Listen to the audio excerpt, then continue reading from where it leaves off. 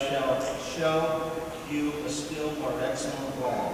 If I spoke in human and angelic tongues, but do not have love, I am a resounding gong or a clashing cymbal. And if I have the gift of prophecy and comprehend all mysteries and all knowledge, if I have all faith so as to move mountains, but do not have love, I have nothing.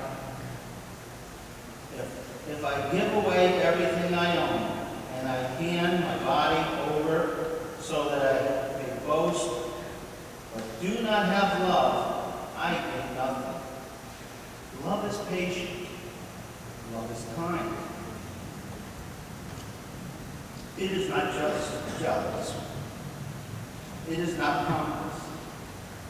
It is not inflated. It is not cruel. It does not seek its own interest.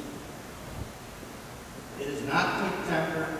It does not brood over injury. It does not rejoice over wrongdoing, but rejoices with truth. It bears all things, believes all things, hopes all things, endures all things. Love never fails. The word of the Lord. Thanks be to God. The Lord be with you. And also with you. A reading from the Holy Gospel according to John.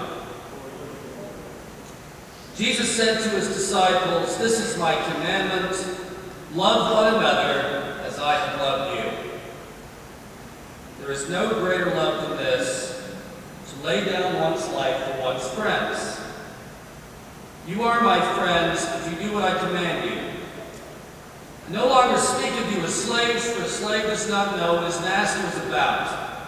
Instead, I call you friends, since I have made known to you all that I heard from my Father. It was not you who chose me, it was I who chose you. Go forth and to bear fruit. Your fruit must endure, and all you ask the Father in my name, he will give you." The Gospel of the Lord. Thanks be to God. Please be seated.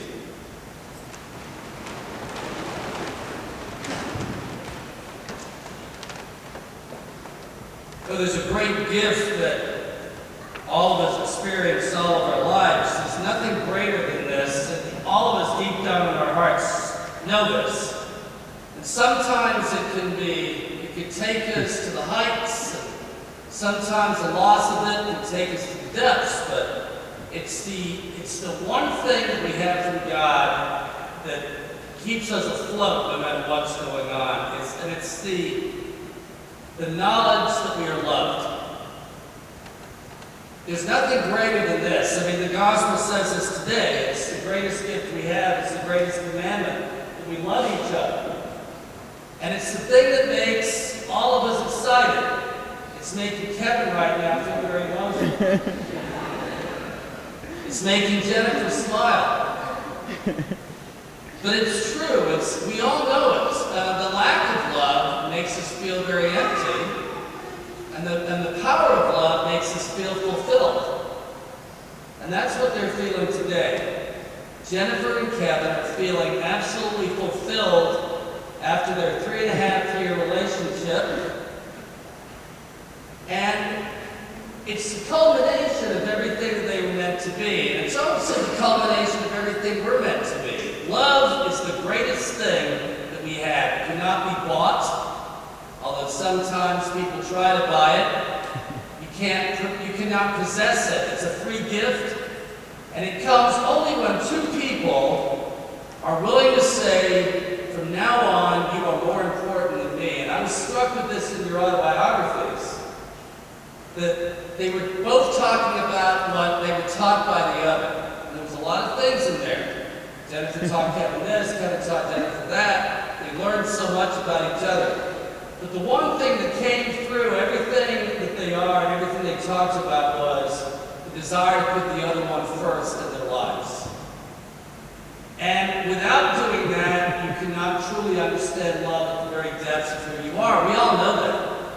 When love decides to be selfish, it is no longer love.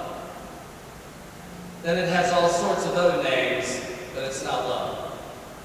So today, Kevin and Jennifer come before us to say that they love each other deeply.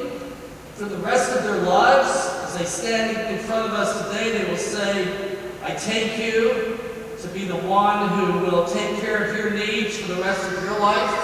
And from now on, you're number one and I'm number two. And if both of you keep saying that to each other, for the rest of your lives, you cannot lose. Because that will always permeate everything that you are. All the way to the end. And into eternity. So with that in mind, knowing that both of you understand this and feel it in the very depths of yourself, are you ready now to come before each other in front of all of us and give yourselves to each other in marriage? Absolutely. Jennifer and Kevin have written some words to each other, and I'm just going to put the microphone near them so they can say these words so all of us can hear them. Guess I'll go first. And use the sheet. I'm a little nervous. I'm really nervous.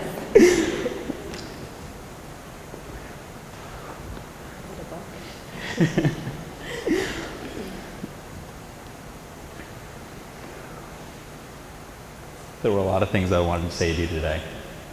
But what I really want to do is thank you for making me the way I feel every day.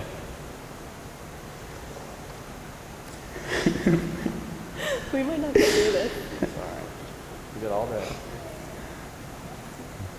The way you make me a more confident and honest man. I can't wait to get home each day and see your car parked in the middle of the driveway.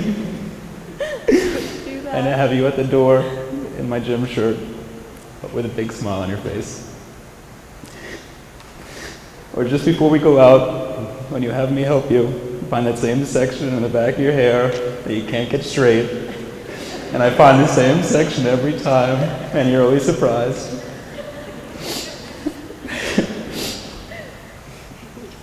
I love the way you complain about your freckles. Each time I tell you I love them. But the things that really have always impressed me about you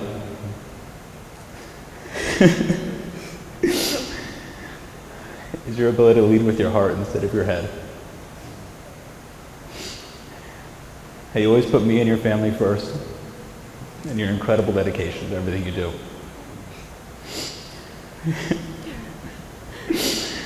I vow that I will always try to share the love you give me more and more every day, and never take you for granted. I know this feeling will not pass. I love you with all of my heart.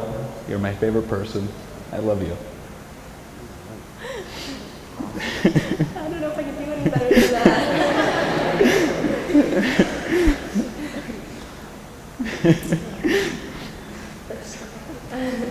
Kevin, I feel so lucky to marry you today. Throughout our relationship, you've been supportive.